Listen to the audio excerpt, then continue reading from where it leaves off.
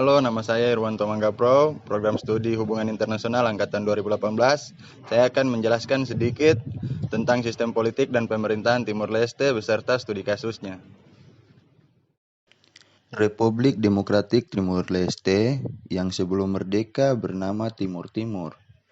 Republik Demokratik Timur Leste adalah sebuah negara kecil sebelah utara Australia dan bagian timur Pulau Timur. Timur Leste merupakan sebuah negara yang merdeka pada tanggal 20 Mei 2002 dan merupakan negara termuda yang berada di Asia Tenggara. Sebelumnya Timur Timur dijajah oleh Portugal pada abad ke-16 dan dikenal sebagai Timur Portugis sampai 28 November 1975. Ketika Front Revolusi untuk Timur Leste merdeka, Fretilin mengumumkan kemerdekaan wilayah tersebut.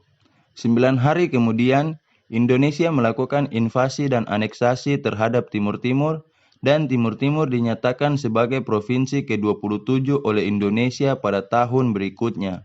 Pada tanggal 30 Agustus 1999, dalam sebuah referendum yang disponsori PBB, mayoritas rakyat Timur Timur memilih untuk lepas merdeka dari Indonesia.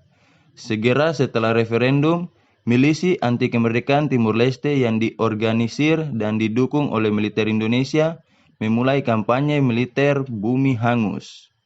Milisi ini membunuh sekitar 1.400 rakyat Timur Timur dan dengan paksa mendorong 300.000 rakyat mengungsi ke Timur Barat. Mayoritas infrastruktur hancur dalam gerakan militer ini. Pada tanggal 20 September 1999,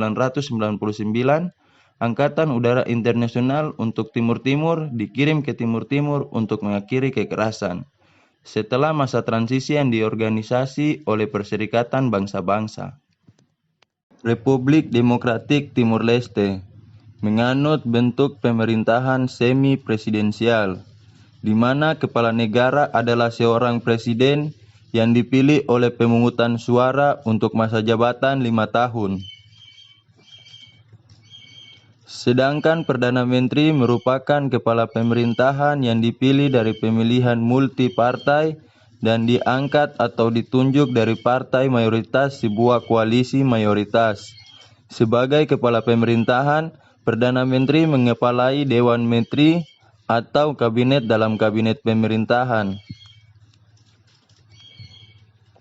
Parlemen Timur Leste yang unikameral yaitu Parlemen Nasional atau Parlamento Nasional, di mana anggotanya juga dipilih oleh pemungutan suara untuk masa jabatan 5 tahun. Berdasarkan konstitusi, pemerintahan Timur Leste menganut sistem pemerintahan semi-presidensial dengan sistem pemisahan kekuasaan, sehingga terdapat 4 lembaga tinggi negara yaitu Kepala Negara, Kepala Pemerintahan, Majelis Nasional, dan Lembaga Peradilan.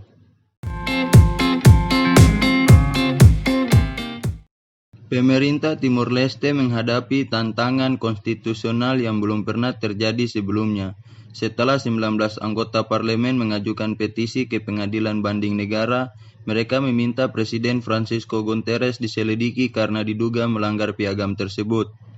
Para anggota parlemen 18 dari mitra koalisi sebelumnya, Partai CNRT dan salah satu UDT atau FM menurut laporan Sydney Morning Herald sangat marah kepada Luolo karena Presiden konon tidak mengizinkan 9 rekan mereka untuk mengambil posisi nominasi di kabinet 2 tahun usai pemilihan legislatif. Aliansi yang dipimpin CNRT Sanana Gustamao sendiri telah runtuh awal 2020. Itu terjadi setelah parlemen gagal menyepakati anggaran negara 2020 pada 17 Januari. Anggaran yang dimaksud tak kunjung disetujui, kendati telah lewat dari 60 hari yang ditentukan oleh konstitusi. Dalam petisi yang ditekan, mereka mengatakan kegagalan seperti itu seharusnya memicu pembubaran parlemen. Selain itu, kebutuhan anggaran menyebabkan Perdana Menteri Taur Matan Ruak yang juga dikenal sebagai Jose Maria de Vasconcelos mengajukan pengunduran dirinya kendati bulan lalu ia menariknya kembali. Dia dilaporkan mengatakan Presiden belum bergerak untuk menerima atau menolaknya dan dia diperlukan untuk memimpin pemerintahan. De Timorese Oekusi Post melaporkan pada Jumat, petisi meminta keputusan Guterres diselidiki lantaran Presiden Republik ini berjanji untuk mematuhi konstitusi. Sementara yang terjadi, ungkap seorang pengacara di media itu, kami mengerti, banyak tindakannya sampai hari ini belum menjawab apa yang diinginkan konstitusi. Pengacara mengatakan kepada Raimundos Okkipos, jika pengadilan tinggi memutuskan untuk mendukung mereka, pemerintah bakal ditekan untuk mengadakan pemilihan baru.